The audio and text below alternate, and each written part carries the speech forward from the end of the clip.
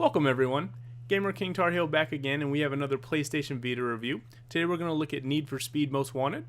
It was a pretty gutsy move by the developers to bring a direct console port over to the Vita, and one they should be applauded for. It would have been really easy to make a ladder-style generic racer where you go through set race after set race and completely bypass the open world component in the game.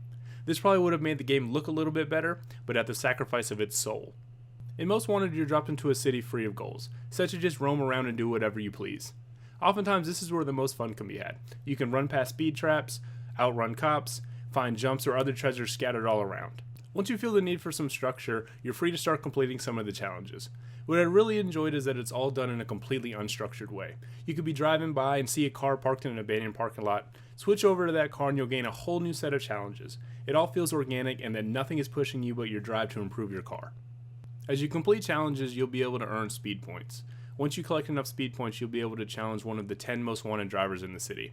This is where the progression comes in. As you continue to upgrade your car and earn more speed points, you'll be able to challenge more and more notorious drivers around town.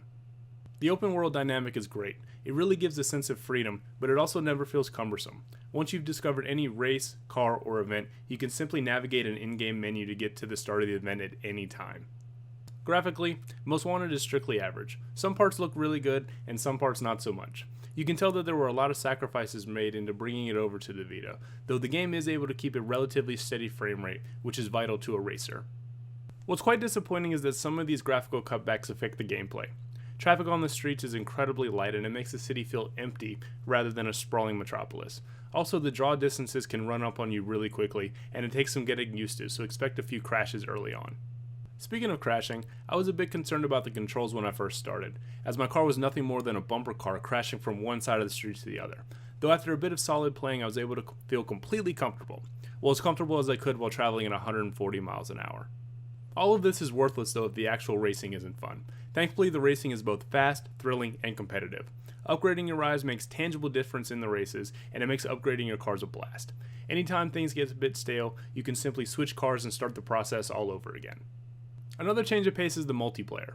The multiplayer on the Vita is limited to 4 players total, but I still found it to be a lot of fun. The multiplayer features the same free roam style as the single player, and I really enjoyed that the multiplayer wasn't just hop in, race, leave, repeat. I like how there were other events also, for instance having to get top speed on a straightaway. Everything you do in multiplayer also earns you speed points that carry over to your single player game. So if you win an event, wreck someone, or do anything that gains you any speed points, it actually feels like it has a purpose in the grand scheme of things. I would also like to point out that as of this review, I experienced 0 technical issues, 0 lag, and I never had any trouble finding a game in the multiplayer component. Overall, Most Wanted had to sacrifice some things to be brought over to the Vita. As for the inevitable comparisons to the console version, I think it's unfair and rather lazy to take the PS3 version and the Vita version and stand them side by side and say the Vita doesn't do this, the Vita doesn't do that. I think it's flat out unrealistic to expect the Vita to be able to run a game exactly on par with the PS3 version, but also be mobile and do it all for $20 less. Those who disagree are bound to be perpetually disappointed, not just by Need for Speed Most Wanted, but by the majority of Vita games out there. For everyone else, take heart that the open world gameplay works on the Vita. It has a great pickup and playability, and the racing is fast, competitive, addicting, and replayable. It's easy for me to recommend Need for Speed Most Wanted to anyone who wants to add a racer to their PlayStation Vita collection.